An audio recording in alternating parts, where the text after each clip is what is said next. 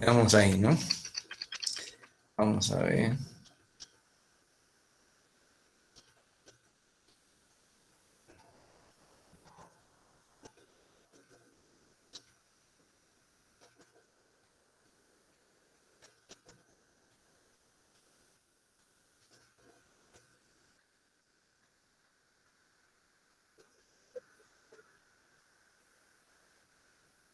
Sí.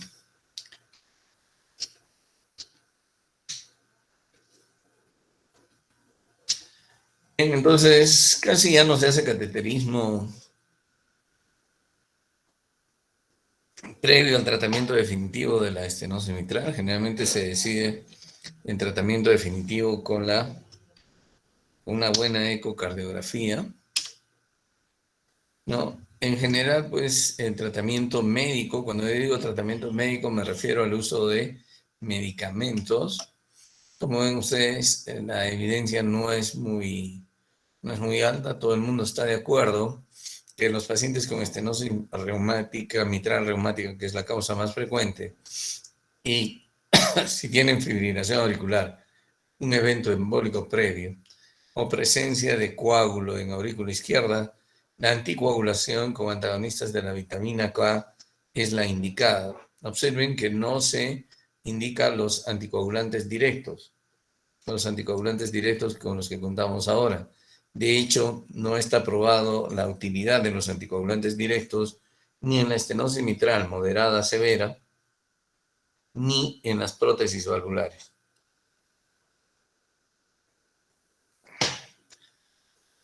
Entonces, esto es una opinión de expertos. También es opinión de expertos que en pacientes con estenosis mitral reumática y fibrilación auricular con respuesta ventricular controlada, el control de la frecuencia cardíaca puede ser benéfico. Eso es cierto. Nosotros lo vemos a cada rato, a pesar de que los americanos digan que no hay mucha evidencia y que es una opinión de expertos. Entonces es muy importante controlar la frecuencia, ya que hemos dicho que fisiopatológicamente el aumento de la frecuencia correlaciona por razones ya conocidas con un aumento a nivel de la presión auricular izquierdo, y esto como consecuencia pues nos produce mayor congestión pulmonar. En pacientes, aquí sí hay una buena evidencia, en pacientes con estenosis mitral reumática y ritmo sinusal, con síntomas a reposos o taquicardia sinusal en el ejercicio, el control de la frecuencia puede ser benéfico para manejar los síntomas, ¿no? Entonces, también incluso en ritmo sinusal, nos conviene bajar un poco la frecuencia, y esto sí tiene evidencia científica, no es una opinión de expertos. Aunque la indicación no parece ser clara, sino más bien tenemos que seleccionar a los pacientes que se puedan beneficiar de este tipo de tratamiento. Entonces, hasta ahora, lo que tenemos que hacer es controlar la frecuencia, y ya sea, en general, se recomienda utilizar beta bloqueadores o calcio-antagonistas tipo diintacén o verapamil. Dentro de los beta bloqueadores, cualquiera de los que usamos para insuficiencia cardíaca, especialmente bisoprolol, anticoagular al paciente con antagonistas de la vitamina K, es decir, con warfarina y derivados. La digoxina casi ya no se utiliza por las razones que ya conocemos, pero si no podemos controlar, podemos asociarla a beta bloqueadores, a calcio antagonistas tipo de diintacén o verapamil. La ivabradina también puede resultar útil en pacientes que se encuentran en ritmo sinusal y tienen taquicardias. Los diuréticos para reducir precarga y congestión pulmonar en el caso de que el paciente ya esté con falla cardíaca, tanto izquierda como derecha. Entonces, diuréticos y los anticoagulantes en las condiciones que hemos mencionado. Embolismo previo, obviamente si tiene prótesis, bajo gasto, fibrilación auricular y presencia de coágulo, ¿no? ¿Cuáles son las recomendaciones para intervenir una fibra reumática? El intervencionismo puede ser ya sea quirúrgico o puede ser mediante cateterismo terapéutico. Las indicaciones son en aquellos pacientes que se encuentran sintomáticos, de clase 2 para arriba. Paciente que tiene síntomas, hay que ver cómo se lo puede ayudar, ya sea operando o no. ¿Por qué? Porque cuando no había tratamiento para la estenosis mitral, cuando no se sabía ni operar la estenosis mitral, la aparición de síntomas correlacionada con la muerte del paciente en un lapso de 2 a 5 años, inexorablemente, no importa lo que hiciéramos. De modo que un paciente que hace síntomas, lo que les quiero decir es que tiene un pronóstico de vida máximo de 5 años y la posibilidad de morirse a los 2 años. Entonces, hay que intervenirlo, ¿no? Especialmente si el área es menor de 1.5 y tiene síntomas, entonces el paciente hay que intervenirlo. Los pacientes severamente sintomáticos también hay que intervenirlos.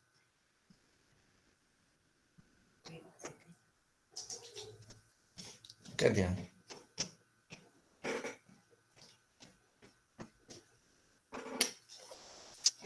¿Ya? Entonces, en los severamente sintomáticos, aquí ya dice más o menos qué es lo que le tenemos que hacer, ¿no? Porque se puede intervenir con, estas son las siglas de PMBC. ¿Qué cosa es? Es la valvuloplastía mitral con balón. O comisurotomía, esto es percutaneous mitral valvulotomía o comisurotomía percutánea con balón, with balloon, ¿no? Muy bien, entonces ya vamos a ver en qué consiste. Y eso depende de la evaluación ecocardiográfica. En el paciente que no puede ser sometido a valvuloplastía con balón, entonces hay que buscar, puede hacerse una comisurotomía a cielo abierto o el reemplazo de la válvula mitral.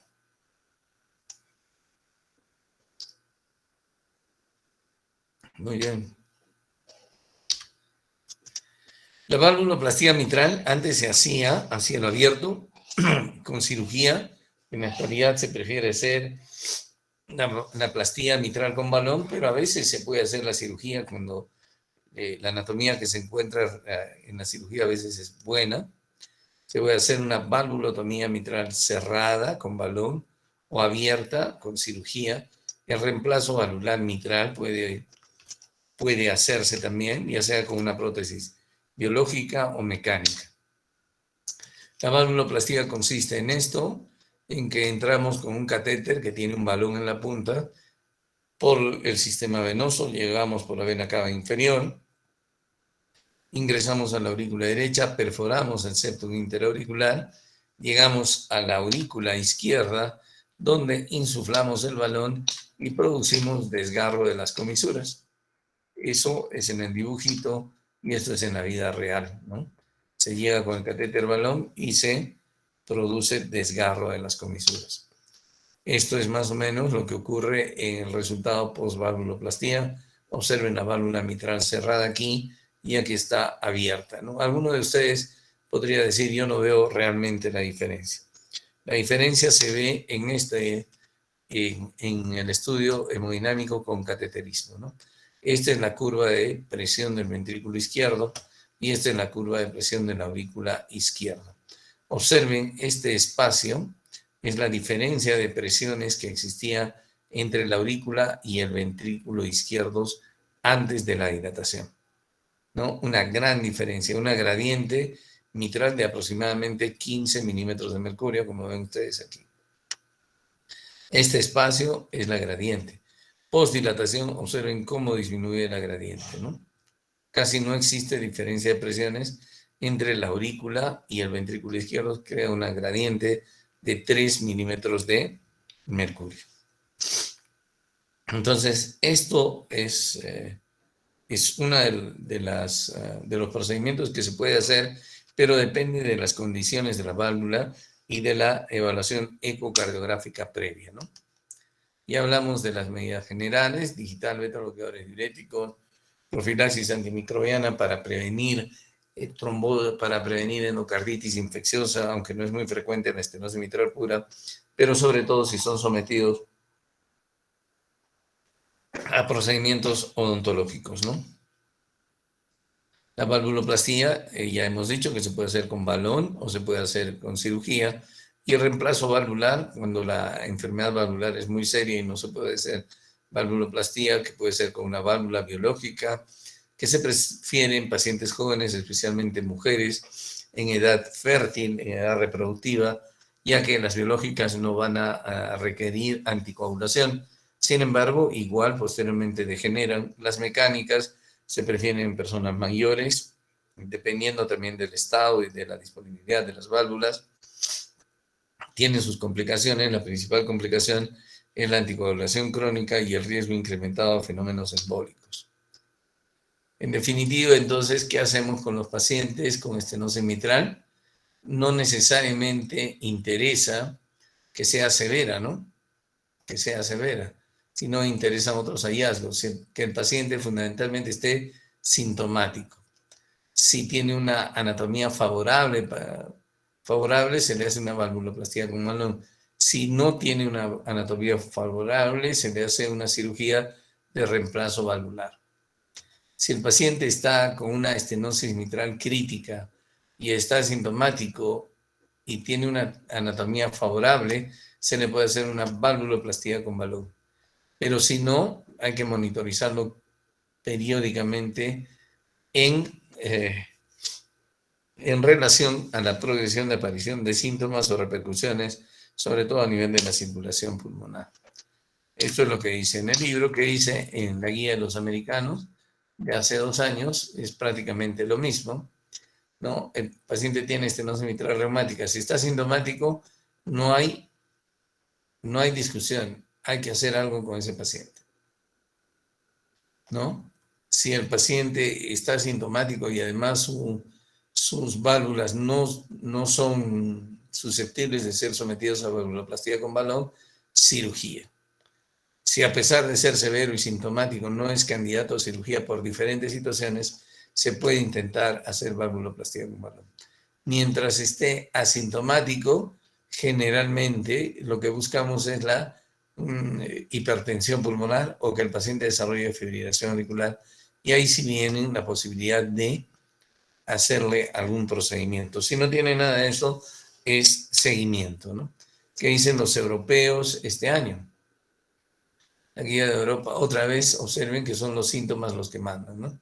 Si está sintomático, tiene contraindicación para valvuloplastía con balón, ¿no es cierto? Si no tiene, entonces, contraindicación para valvuloplastía con balón, no tiene contraindicación. Si no hay contraindicación, se va a valvuloplastía con balón. Pero si hay contraindicación para cirugía, también valvuloplastía con balón. Si tiene anatomía favorable, valvuloplastía con balón. Si tiene características clínicas favorables, valvuloplastía con balón. Si no tiene nada de eso, hay que ir a cirugía. Si el paciente tiene contraindicación de valvuloplastía con balón, inmediatamente se va a cirugía. Si el paciente está asintomático, no tiene síntomas, pero tiene alto riesgo de embolia, etcétera, ¿qué es lo que se hace? Entonces se puede intentar hacer valvuloplastía con balón o cirugía dependiendo de su estado. Lo que mandan, como ven ustedes, son los síntomas. En algunos casos recomiendan los europeos una prueba de esfuerzo. Si hace síntomas con la prueba de esfuerzo, entonces al paciente se le ofrece o valvuloplastía con balón o cirugía. Pero lo que manda son los... Si en la prueba de esfuerzo está asintomático, solamente se hace seguimiento a pesar de que la estenosis mitral sea severa. Y consideramos severa ahora menor de 1.5.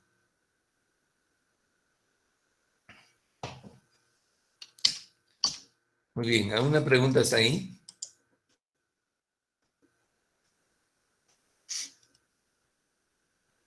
¿Una pregunta?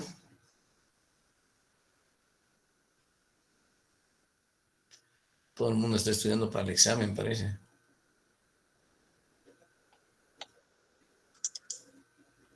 Sí. Sí.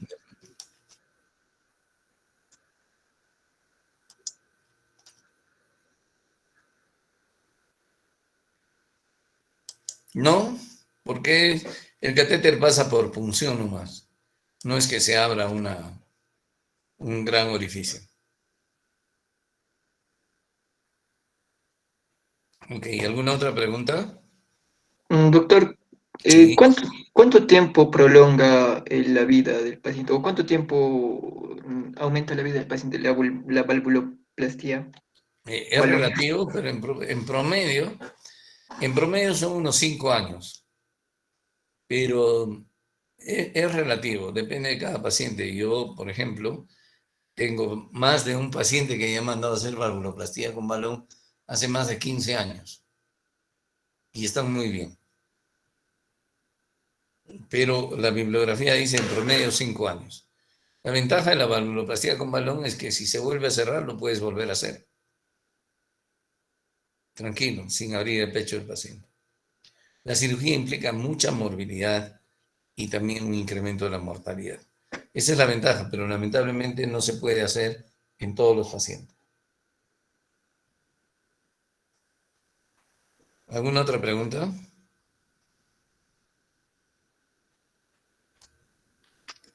Ok, entonces hablemos de insuficiencia mitral. ¿Cómo definimos ya también insuficiencia? De estenosis hemos definido como la reducción del área de apertura valvular, ¿no es cierto? Es decir, es una válvula que no abre bien. Hemos hablado de estenosis mitral, entonces ahí se ha establecido un gradiente de presión diastólico. Insuficiencia es la incapacidad de la válvula de impedir el reflujo de sangre. En el caso de la insuficiencia mitral, es la incapacidad de la válvula mitral de impedir la regurgitación, el reflujo de sangre de ventrículo hacia la aurícula izquierda durante la sístole. Durante la sístole. O sea, de eso hablamos cuando hablamos de insuficiencia mitral, o eso decimos cuando estamos diciendo insuficiencia mitral. Muy bien. A diferencia de la estenosis mitral, en la que prácticamente la etiología está dominada por la cardiopatía reumática o por la fiebre reumática, la etiología o las causas de la insuficiencia mitral son bastante más variadas. Y podemos dividirlas en agudas y crónicas. Las causas agudas de insuficiencia mitral están representadas por la endocarditis infecciosa, que nos puede producir destrucción o perforación de las valvas o de las cuerdas tendíneas, del infarto agudo de miocardio, que produce ruptura del músculo papilar, especialmente el posteromedial, antes que del anterolateral, ya debido a que el músculo papilar posteromedial tiene una forma de irrigación muy especial que lo predispone a romperse muy fácilmente en caso de un infarto de miocardio severo. La ruptura de la cuerda tendinosa puede ocurrir, como ya hemos dicho, en endocarditis infecciosa, pero también puede ocurrir en el prolapso de válvula mitral. Y en este caso se puede producir una insuficiencia mitral aguda sobre una insuficiencia mitral crónica o sobrepuesta a una insuficiencia mitral crónica en el caso del prolapso de válvula mitral, ya que el prolapso de válvula mitral es la principal causa de insuficiencia mitral en las sociedades desarrolladas o en los países desarrollados. Un trauma cerrado de tórax también nos puede producir destrucción de la válvula mitral. Ahora bien, la insuficiencia mitral puede producirse por cualquier proceso patológico que afecte cualquier estructura, cualquier parte del aparato valvular mitral, ya sea el anillo, las valvas, las cuerdas tendinosas, los músculos papilares o el miocardio subyacente al aparato valvular mitral. Las causas crónicas de insuficiencia mitral las podemos dividir en primarias y secundarias. Las primarias, a su vez, las podemos dividir en congénitas y adquiridas, ¿no? La diferencia es muy importante entre primaria y secundaria. ¿Por qué? Porque el abordaje terapéutico, pronóstico y de manejo es muy diferente, ¿no? Las primarias se producen por afección propia de cualquiera de las estructuras del aparato valvular mitral. Dentro de estas está el prolapso de válvula mitral, ¿no es cierto? Como hemos dicho, la degeneración mixomatosa, la principal causa de insuficiencia mitral crónica en los países desarrollados. Nuevamente viene la fiebre reumática como causa de insuficiencia mitral. Como hemos dicho, la afección de la válvula mitral aguda por la fiebre reumática nos produce insuficiencia mitral. pero esto puede quedar como lesión crónica y como secuela predominante en los pacientes que han sufrido fiebre reumática. La endocarditis infecciosa curada también nos puede producir insuficiencia mitral crónica, ¿no es cierto? En cuanto a las razones congénitas, por ejemplo, en el defecto del canal auriculoventricular o en pacientes que tienen comunicación interauricular tipo ostium primum, van a tener orificios en la válvula mitral que se conocen como cleft, y a veces estos orificios o estos clefts se presentan en forma aislada como defecto de los cojines endocárdicos. Olvidaba decirles que también durante los ataques de angina de pecho en un paciente con enfermedad coronaria crónica se puede producir insuficiencia mitral aguda. Luego, la radioterapia o la radiación también nos puede producir compromiso del anillo valvular mitral o de las valvas de la válvula mitral con calcificación, fibrosis y favorecer insuficiencia mitral. Todo eso como causas primarias, y el tratamiento es muy diferente a las secundarias. Las secundarias se deben fundamentalmente a compromiso ya sea del anillo, de las valvas, de las cuerdas tendinosas o de los músculos papilares. Esto se ve fundamentalmente en la cardiomiopatía isquémica o en la cardiomiopatía dilatada, en los cuales, por ejemplo, la dilatación del ventrículo izquierdo ocasiona dilatación del anillo valvular, desplazamiento de los músculos papilares, mala coaptación de las valvas de la válvula mitral como consecuencia del desplazamiento de los músculos papilares e insuficiencia mitral. Otra causa de insuficiencia mitral es la secundaria, la cardiomiopatía hipertrófica, pero esta depende mucho del movimiento sistólico anterior de la valva anterior de la mitral durante la sístole en la cardiomiopatía hipertrófica. La fibrilación auricular crónica también puede producir insuficiencia mitral secundaria por dilatación del anillo, y la calcificación del anillo valvular mitral con extensión hacia las valvas puede producir insuficiencia valvular mitral secundaria. Esto es muy frecuente en personas con insuficiencia renal, en hemodiálisis y en mujeres mayores de 65 años. Son todas causas de insuficiencia mitral secundaria. Entonces, la causa de insuficiencia mitral es bastante más variada que la estenosis mitral. Estas son ejemplos de algunas causas. Este es el prolapso de válvula mitral, una válvula mitral en paracaídas, que está afectando fundamentalmente a la valva posterior de la válvula mitral. Esto corresponde a la ruptura de un músculo papilar, del músculo posteromedial, que como les digo es el que más fácilmente se rompe y ocasiona insuficiencia mitral aguda. Fisiopatología. ¿Cuál es el mecanismo fisiopatológico de este problema?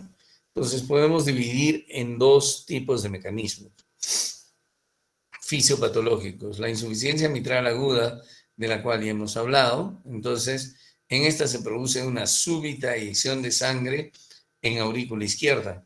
Y la aurícula izquierda en la insuficiencia mitral aguda tiene una distensibilidad normal o incluso disminuida. Por lo tanto, se ocasiona una distensión máxima de las fibras musculares de la aurícula izquierda, ¿no? De las fibras musculares de la aurícula izquierda, y aumenta notablemente la presión a nivel auricular izquierdo. Hay sobrecarga de volumen del ventrículo izquierdo, pero a pesar de ello disminuye el volumen de eyección del ventrículo izquierdo. ¿Por qué? Porque bastante sangre se va hacia la aurícula izquierda. La distensibilidad de la aurícula izquierda, normal o disminuida, que ocasiona un incremento notable de la presión a nivel auricular izquierdo, ocasiona que la presión venosa pulmonar capilar también se incremente mucho, y esto congestión pulmonar. Entonces, la insuficiencia mitral aguda se caracteriza muy frecuentemente por congestión pulmonar, que está representada por un cuadro de edema agudo de pulmón con bajo gasto y función sistólica normal. Por supuesto, el ventrículo izquierdo se sigue contrayendo bien, el gasto cardíaco baja porque parte de la sangre se va hacia la aurícula, a pesar que el ventrículo izquierdo funciona bien. Entonces, en resumen, insuficiencia mitral aguda, aumento de la presión a nivel auricular izquierdo por baja distensibilidad, y esto ocasiona edema agudo de pulmón.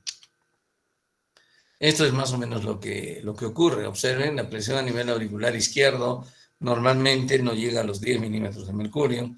En la insuficiencia mitral aguda, debido a la baja capacidad de distensión de las fibras musculares de la aurícula izquierda, aumenta notablemente la presión intraauricular hasta 2 veces y media más, a 25 milímetros de mercurio.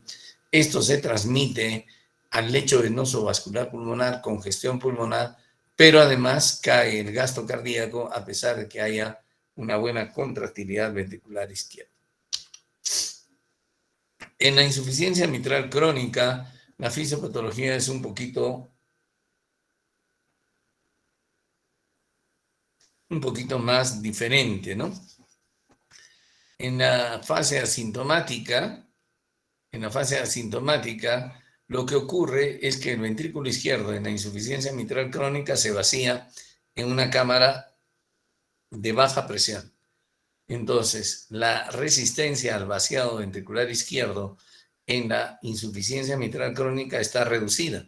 ¿Por qué? Porque el ventrículo izquierdo se vacía fundamentalmente en aurícula izquierda y poca sangre pasa hacia la aorta. La compensación a esta alteración en la insuficiencia mitral es un mejor vaciamiento del ventrículo izquierdo, pero el volumen del ventrículo izquierdo comienza a incrementarse conforme aumenta la insuficiencia mitral y conforme disminuye también el gasto cardíaco. Esto es compensado ¿con qué? Con un aumento de la distensibilidad izquierda. Entonces, para mejorar su vaciado, la distensibilidad ventricular izquierda se incrementa, y este incremento de la distensibilidad ventricular izquierda favorece que la presión de fin de diástole no se incremente hasta etapas avanzadas de la enfermedad o hasta etapas tardías de la evolución de la enfermedad. Por eso el paciente con insuficiencia mitral crónica, incluso severa, no se queja de mayores molestias, sino hasta que está en etapas avanzadas de su enfermedad. Hemos mencionado además que uno de los factores compensatorios es mejorar su vaciado. Por lo tanto, la fracción de eyección del ventrículo izquierdo en la insuficiencia mitral crónica suele estar incrementada, fácil, mayor de 60. De manera que reducciones muy pequeñas de la fracción de eyección, por ejemplo, discretamente por debajo de 60, ya señalan que ese ventrículo izquierdo está con disfunción importante de su función sistólica. En otras palabras, la fracción de eyección en una insuficiencia mitral crónica debe estar más de 60. Si está 60 o menos, ese ventrículo ya está empezando a fallar. Y van a empezar a aumentar las presiones de fin de diástole y con eso la congestión pulmonar. El paciente con insuficiencia mitral crónica no desarrolla signos de insuficiencia cardíaca hasta etapas avanzadas de su enfermedad, por varias razones. Uno, porque la aurícula izquierda está dilatada. Al estar dilatada la aurícula izquierda, su distensibilidad o su compliance están incrementadas, y eso hace que la presión a nivel auricular izquierdo no se incremente en forma importante. Por lo tanto, tampoco van a presentar signos y síntomas de congestión pulmonar en forma importante, salvo hasta etapas avanzadas de su enfermedad en las que comienza a aumentar la presión de fin de diástole en el ventrículo izquierdo debido a su dilatación y al compromiso de su función sistólica.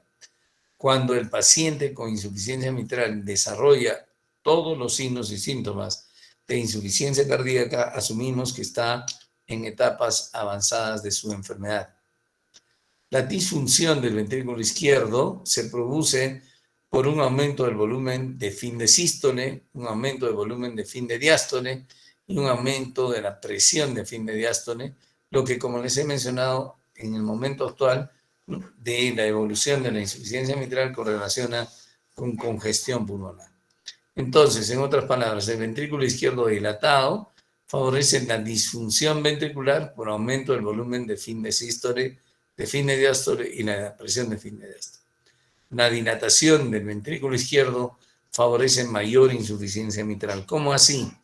Resulta que la insuficiencia mitral ocasiona que una sobrecarga de volumen del ventrículo izquierdo. La sobrecarga de volumen del ventrículo izquierdo ocasiona dilatación del mismo. La dilatación del ventrículo izquierdo ocasiona dilatación del anillo valvular mitral. La dilatación del anillo valvular mitral ocasiona que las valvas de la válvula mitral no coapten adecuadamente y esto va a ocasionar mayor insuficiencia mitral. A su vez, con el tiempo, el flujo de la regurgitación mitral habitualmente produce una tensión y un desplazamiento hacia atrás de la valva posterior de la válvula mitral, ocasionando una tensión de la valva posterior de la válvula mitral e impidiendo una adecuada coaptación de la válvula mitral. Entonces, la dilatación del anillo, la tensión de la valva posterior, la dilatación del ventrículo izquierdo ocasionan mayor insuficiencia mitral. De ahí el aforismo o la sentencia que dice, la insuficiencia mitral genera siempre más insuficiencia mitral. Y más o menos de eso estamos hablando. Con la insuficiencia mitral crónica está compensada, la presión a nivel auricular izquierdo está discretamente elevado. Normalmente dijimos que era de 10, aquí está de 15 y entonces esto todavía está compensado. ¿Por qué? Porque la distensibilidad del ventrículo izquierdo está conservada. Eso le permite reducir la presión de fin de diástole. Cuando la distensibilidad del ventrículo izquierdo se pierde, aumenta la presión de fin de diástole. El volumen de fin de sístole también aumenta, el volumen de fin de diástole también aumenta y la presión a nivel auricular izquierdo también aumenta a cerca de 2,5 veces y eso ya se va a traducir en un cuadro de insuficiencia cardíaca con congestión pulmonar y todas las manifestaciones de insuficiencia cardíaca.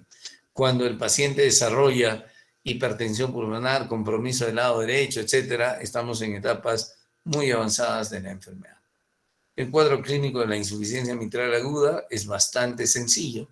¿Cuál es? El edema agudo de pulmón, por las razones que hemos mencionado.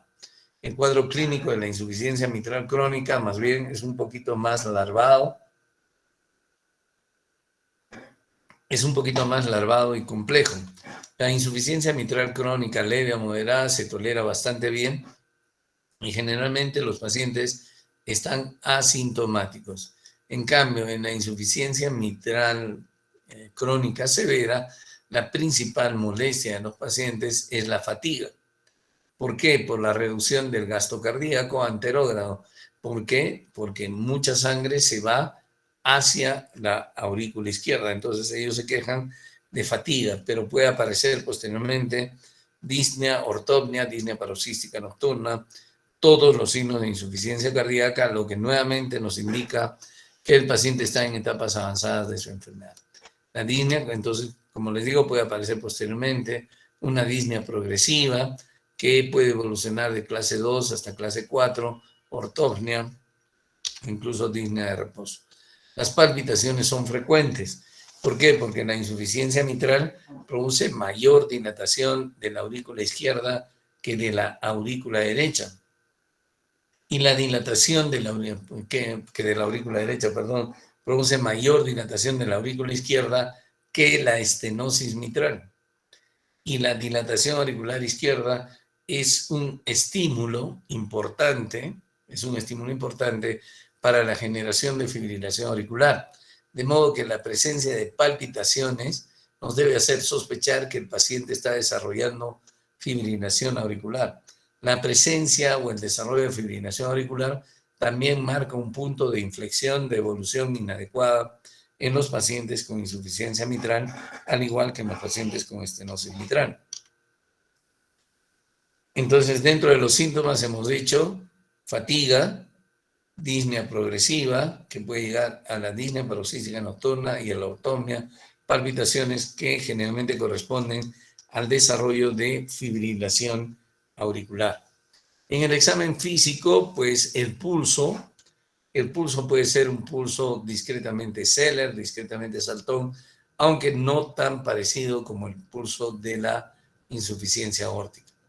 El choque de puntas suele estar desplazado hacia abajo y hacia la izquierda. El impulso ventricular izquierdo es hiperdinámico. Es hiperdinámico, ¿no es cierto?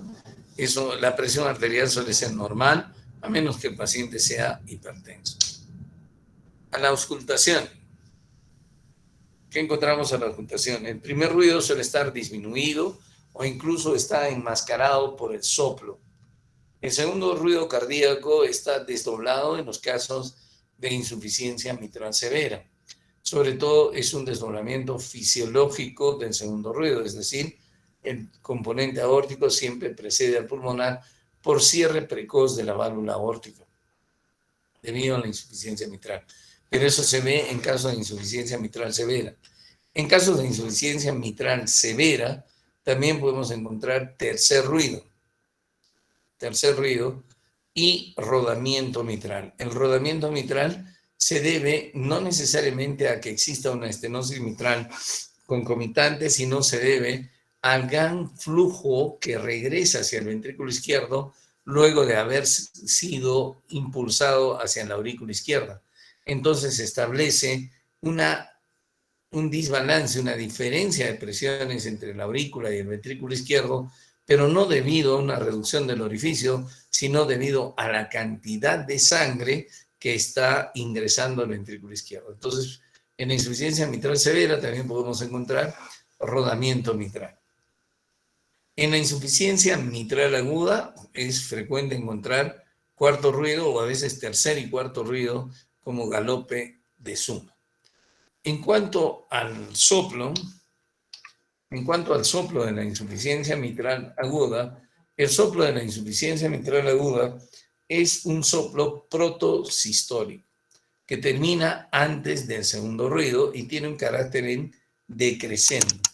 ¿Y esto a qué se debe? Se debe a que la diferencia de presiones en la insuficiencia mitral aguda entre la aurícula y el ventrículo izquierdo rápidamente se iguala debido a la poca distensidad de la aurícula izquierda. Y con ello, entonces, si no hay diferencia de presiones, ustedes ya saben que no hay soplos. Entonces, la diferencia de presiones se iguala rápidamente y el soplo que ocurre en la insuficiencia mitral aguda es un soplo protosistólico. A diferencia del soplo de la insuficiencia mitral crónica, en la que la distensibilidad de la aurícula izquierda está incrementada, lo mismo que la distensibilidad del ventrículo izquierdo. De manera que la diferencia de presiones entre aurícula y ventrículo izquierdos en la insuficiencia mitral crónica puede durar toda la diástole. Y si dura toda la diástole, entonces, puede durar toda la sístole, no la diástole. Y si dura toda la sístole, entonces vamos a encontrar un soplo holosistólico o en barra. Entonces, la diferencia de presiones sistólica, vuelvo a repetir, entre la aurícula y el ventrículo izquierdo en la insuficiencia mitral crónica puede abarcar toda la sístole. Y si no desaparece la diferencia de presiones entre ventrículo y aurícula izquierdas, durante la sístole, entonces el soplo es holosistólico o en barra. Normalmente el soplo holosistólico se suele irradiar hacia la axila, salvo en dos situaciones: en el prolapso de válvula mitral, en el cual la válvula posterior es la más afectada, o cuando se produce ruptura de cuerda tendinosa. En estas dos últimas situaciones, el flujo se dirige anteriormente, el flujo de regurgitación se dirige anteriormente hacia la pared anterior de la aurícula izquierda y hacia la base, con lo que nos puede hacer confundir con un soplo de estenosis aórtica. Tener en cuenta eso. Es frecuente también poder palpar un frémito a nivel de la punta, un frémito sistólico. Bien, yo creo que nos quedamos ahí. Ya el lunes desarrollamos los exámenes auxiliares y lo que queda en insuficiencia mitral. Si tienen alguna pregunta, está bien, si no, vayan a dar su examen.